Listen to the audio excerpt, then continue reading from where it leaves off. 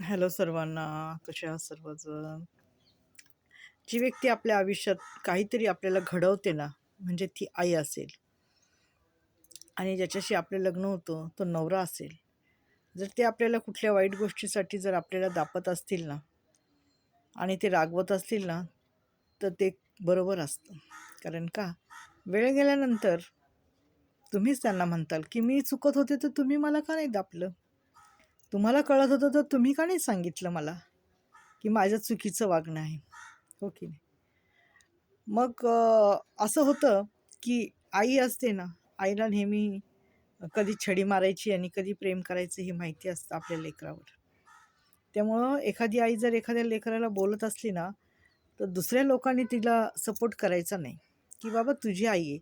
तुला काही बोलत असेल तर तुझं चुकीचं असेल. म्हणूनच तुझी आई तुला बोलत असेल." किंवा एखाद्याचा नवरा एखाद्या पत्नीला किंवा एखाद्या बायकोला बोलतो, तर आपण मधी नाही त्याला हे करायचं. कारण का, तर नवरा-बायकोंचं भांडण आहे. नवरा चुकत असेल किंवा बायको चुकत असेल, हे दोघांना एकमेकाचं माहिती असतं. आणि ते दोघं कोण चुकतंय, कोण बरोबर आहे, हे एक सासूला आणि एक आईलाच माहिती असतं. हो की नाही? की आपलं लेकरू चुकीचं आहे, की दुसऱ्यांचं लेकरू चुकीचं आहे. त्यामुळं चुकीच्या व्यक्तीला पाठीशी घालण्याचा प्रयत्न करायचा नाही आणि त्याला आणखीन चुका करायला लावायचं नाही. त्याने काय होणार आहे? त्याचंच आयुष्य खराब होणार आहे.